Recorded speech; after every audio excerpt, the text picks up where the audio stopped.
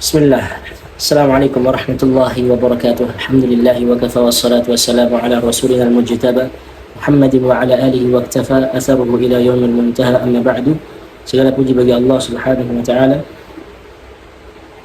yang telah memberikan kepada kita kesempatan untuk bisa belajar kembali. Kemudian salat dan salam perlu kita haturkan kepada junjungan alam Nabi besar kita afdhalus salatu wassalam yang telah membimbing kita dari gelapnya kesyirikan menuju terangnya tauhid. Allahumma 'allimna ma yanfa'una wanfa'na bima 'allamtana wa zidna 'ilman wa hudan wa tuqan wa salahan ya rabbal alamin. Allahumma la sahla illa ma ja'altahu sahla wa anta taj'alul hazna idza syi'ta sahla. Faj'al lana ya rabbana kulla shay'in sahlan muyassara. Allahumma yassir wa la tu'assir. Nah, insyaallah di pertemuan kali ini kita akan membahas tentang babul i'rab.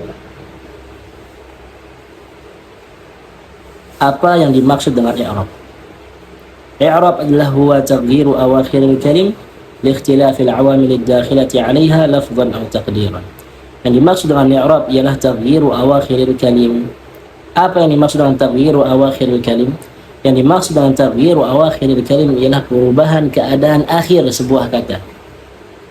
Keadaan akhir, garis bawahi. Perubahan keadaan akhir sebuah kata. Sekarang pertanyaannya, apakah dia berubah sendirinya atau karena ada penyebab yang menyebabkan dia berubah? Liikhtilafil awamil ad-dakhilati 'alayha. Jadi perubahan keadaan akhir sebuah kata itu disebabkan oleh penyebab yang masuk ke dalamnya. Kalau tidak ada penyebab, dia akan berada di atas harokat aslinya ataupun keadaan aslinya. Dan keadaan asli sebuah kata ialah rafa' atau bahasa gampang yang dhammah. Dan dhammah ini tidak akan pernah bisa berubah ke fathah ataupun ke kasrah kecuali ada penyebab yang masuk ke dalamnya. Saya sudah bahas kemarin seperti huruf jar misalkan. Huruf jar, huruf khafat. Masuknya huruf khafat ke dalam sebuah kata menjadikan kata itu berubah dari keadaan aslinya, harokat aslinya, ke harokat kasrah. Contoh.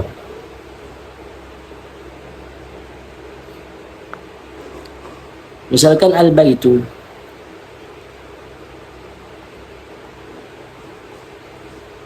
Masuk ke dalamnya huruf jar. Misalkan fi.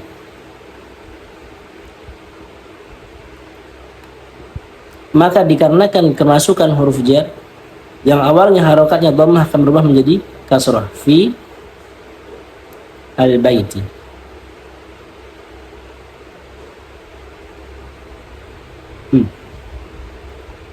Awalnya dhammah, kemasukan huruf jar, maka dia berubah menjadi kasrah, dan kasrah ini disebabkan oleh huruf jar yang masuk ke dalam.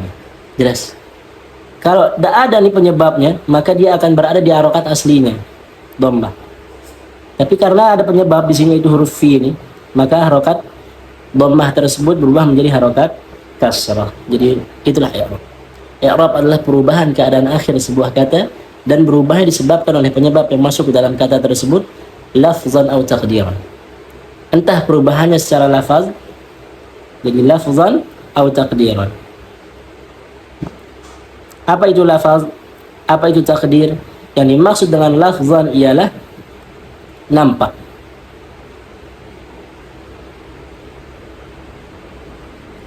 Adapun takdir tersembunyi. Nah, apa contoh yang nampak dan apa contoh yang tersembunyi? Contoh yang nampak itu lafzan.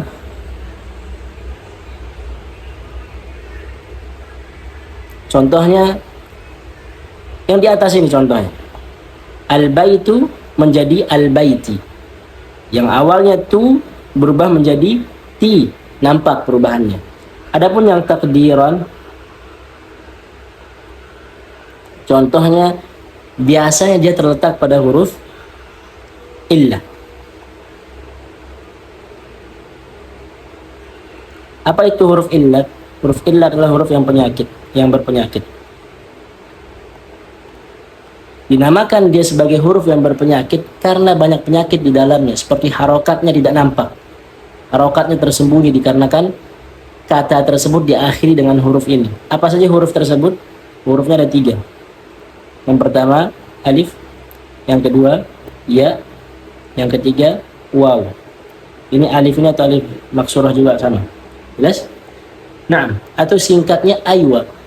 Aywa. Nah, jadi kalau ada sebuah kata diakhiri dengan salah satu di antara tiga huruf ini, kita ambil satu contoh misalkan, diakhiri dengan alif misalkan. Contohnya huda, al-huda, yang berarti petunjuk. Nah, dia diakhiri dengan alif, bengkok. Yes, jadi alif itu ada dua, yang lurus sama yang bengkok. Nah, al-huda diakhiri dengan kata alif, dengan huruf alif. Berarti kata al-huda ini adalah sebuah kata yang diakhiri dengan huruf yang berpenyakit, huruf illat. Perhatikan, harokat di atas alif tersebut tidak nampak. Yang seharusnya di atas ini adalah harokat dhammah, tapi dhammahnya tidak nampak. Begitulah datangnya dari orang Arab. Kemudian dia kemasukan huruf jar misalkan, ala. Yang awalnya al-huda menjadi al-huda. Yang awalnya al-huda menjadi alal huda. Al-huda alal huda, al-huda alal huda.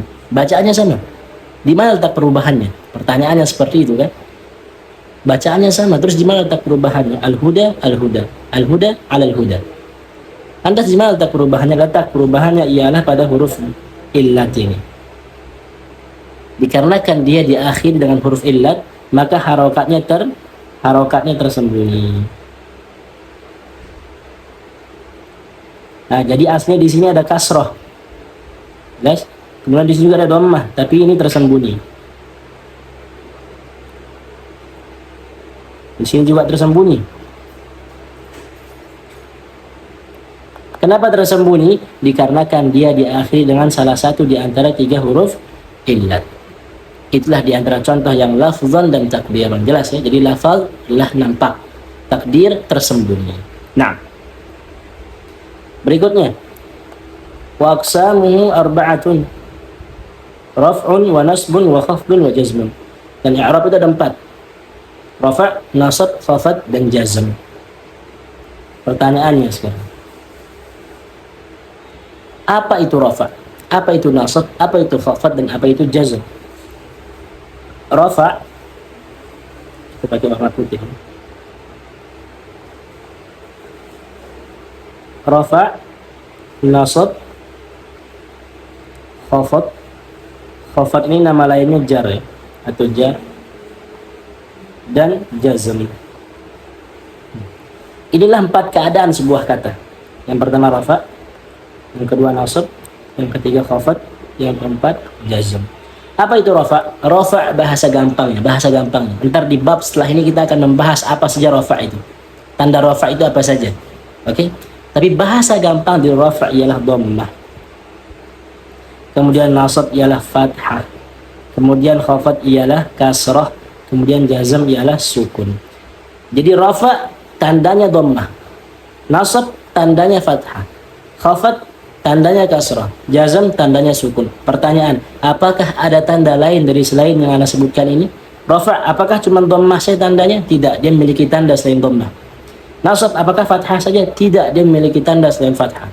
Khafad apakah kasrah saja? Tidak, dia memiliki tanda selain kasrah. Jazm apakah sukun saja? Tidak, dia memiliki tanda selain sukun. Kapan kita akan membahasnya? Kita akan membahas setelah babul i'rab, yaitu di bab ma'rifah alamatil i'rab. Jelas? Jadi simpan di zihan kalian, di benak kalian sekarang bahwasanya rafa' adalah dhammah, nasab adalah fathah, khafad adalah kasrah, jazm adalah sukun. Jelas? Nah, berikutnya. Falil asma'i min dzalika ar-raf'u wan nasbu wal khafdu wala jazma fiha. Adapun isim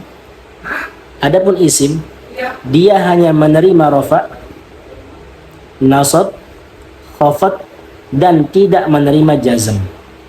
Jadi isim hanya menerima dhammah,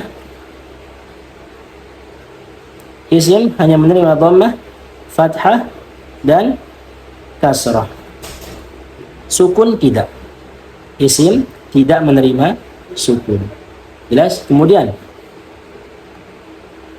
walil af'ali min dzalika ar-raf'u wan nasbu wal khafdu wal jazmu wala khafdha fiha. Adapun fi'il dia hanya menerima dhammah, fathah, dan sukun. Dia tidak menerima kasrah. Jelas? Maka tidak ada kalian menemukan harokat akhir dari sebuah fi'il itu kasrah. Wadih? Jelas ya? Nah, mungkin itu saja yang bisa kita bahas di pertemuan kali ini. Alhamdulillah, selesai kita dari bab al-i'rab. Besok kita akan masuk ke bab ma'rifati alamat al-i'rab. Subhanakallahumma wa bihamdika asyhadu an la ilaha illa anta astaghfiruka wa atubu ilaik. Assalamualaikum warahmatullahi wabarakatuh.